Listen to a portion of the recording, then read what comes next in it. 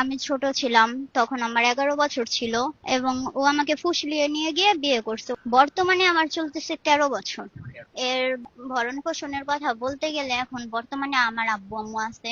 2 মাস relation করার পরে তখন ও আমাকে নিয়ে যায়, পালিয়ে নিয়ে গিয়ে একটা কাজের কাছে ঘরোয়া ভাবে বিয়ে করে। এই বিয়েটা হয়েছে একটা লটারির মাধ্যমে। যখন আমরা কোর্টে যাই, যাওয়ার পরে এই কাবিনটা দেখাই, তখন সবাই বলে যে এটা তোর বিয়ে হয় নাই, এতটুকু বাচ্চার সাথে সবাই চিট করছে। বিদেশে আমার মা যখন ছিল, ও আমার মাকে হুমকি দিত যে তুই বাংলাদেশে আসলে তোরে মাইরা ফেলাবো। আমার আব্বু গাড়ি চালাইতো, রাস্তাঘাটে বলতো যে তুই যেইখানে যাবি, তোরে যেইখানে পাবো ওইখানেই মাইরা ফালায়া থুয়া দিমু। তো ও আমাকে বলছে যে চলো, আমাদের দুজনের ফ্যামিলিতে একজনও মানবে না, তুমি আমার সাথে চলো, আমি তোমার নিয়ে যাই। তখন এইসবের পাশে ছিল ওর ভাই, ছিল ওর খালাতো ভাই, ছিল ওর বেস্ট ফ্রেন্ড ছিল বিপ্লব, এবং অয়ও ছিল। ওর আরো 2-3টা ফ্রেন্ড ছিল। সবাই মিলে আমার নিয়ে গেল কেরানীগঞ্জ এক জায়গায়।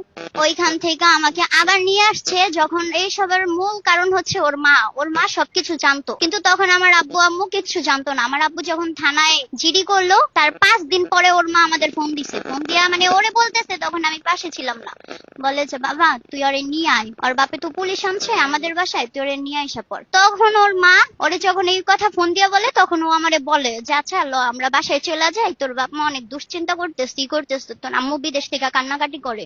তারপরে সে ও আমাকে নিয়ে আসছে, এবং নিয়ে আসছে ঠিকই, কিন্তু ও আমাকে খাওয়ান খরচ কিচ্ছু দিত না। ওদের বাসায় থাকতে, এক বাসার ভিতরে, সত্যি কথা বলতে কি, এক রুমের ভিতরে এরকম 3 ভাই, 3 ভাইয়ের বউ নিয়ে এবং একটা মা নিয়ে কেউ কোনোদিন থাকতে পারে না।